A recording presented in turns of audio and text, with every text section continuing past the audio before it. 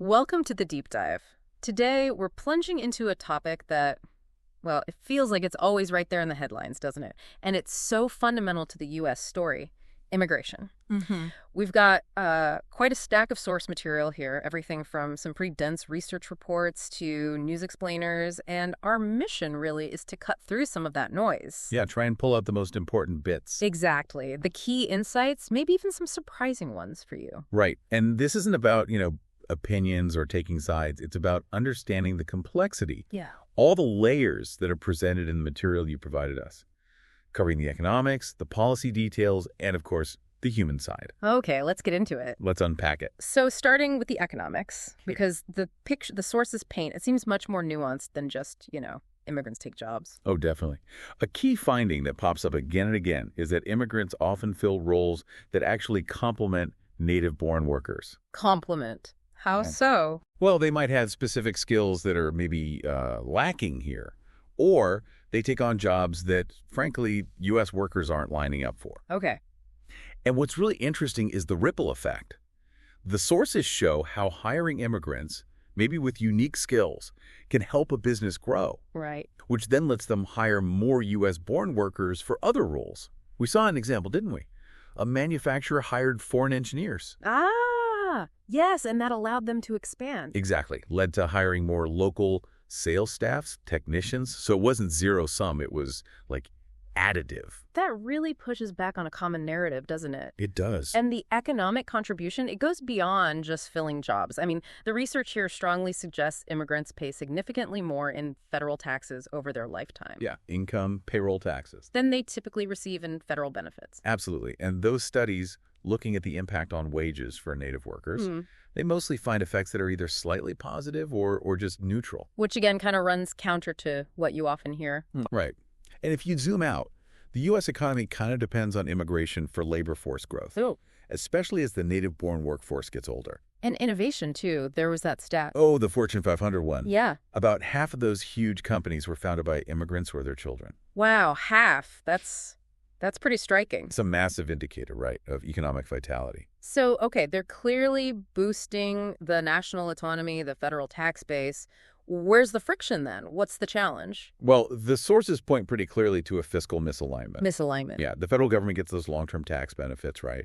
But the more immediate costs, think schools, local health care, those often fall harder on state and local communities. Okay, so that creates tension locally. That makes sense. Definitely. Now let's shift gears a bit, because the sources also reveal something, maybe surprising, about how people become unauthorized immigrants. It's not just about, crossing the border without permission.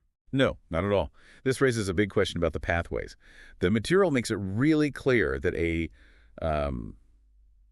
very significant portion, sometimes over half. Over half. Yeah, are people who came here legally first, on visas, and they overstayed them. Just stayed longer than allowed. That really changes the picture, doesn't it? It absolutely does. And the sources often note these visa overstayers tend to be, well, more educated, maybe more financially stable on average than those who cross without inspection. Huh. And this whole situation is complicated by, well, legislative gridlock, right? Congress hasn't passed major reform in decades. Not comprehensive reform, no. Not since '86, really. So presidents end up using executive actions, things like DACA, as sort of temporary fixes. Precisely. But that lack of a big legislative solution, it just fuels the tension between federal power and what states or cities want to do. Right, like the sanctuary city debates. Exactly. Or you see states having totally different rules on things like driver's licenses for unauthorized immigrants or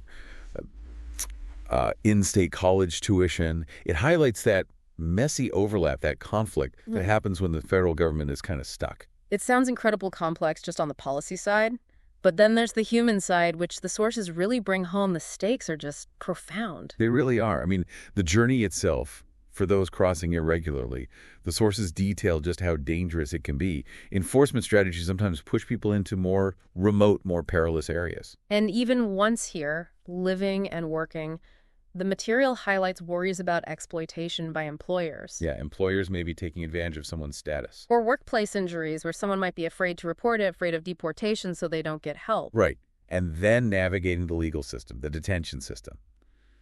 That's full of challenges, too. Yeah. The sources mention things like past family separation policies and also how mandatory detention rules have expanded. Expanded how? Well, it's striking.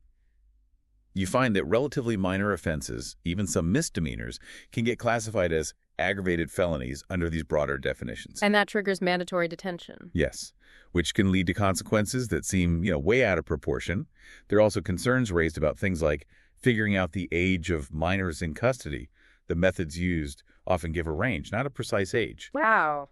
Mandatory detention for, I don't know, shoplifting, potentially. That detail from the sources really hits home about the scope. It really does. And what's so clear reading through all this material is just how multifaceted it is. Yeah. It's economic, it's legal, it's policy, it's social. Yeah. And it's deeply, intensely human. So what does all this mean for you listening? Given this data on economic contributions, the surprising ways people become unauthorized, and the very real human costs that these sources detail, maybe the key question this material leaves us with is, how can policy realistically balance border security needs with, well, the economy's acknowledged dependence on immigration and also these fundamental humanitarian challenges? A tough balance. Definitely something to keep in mind as you encounter more on this topic. That's all for this deep dive.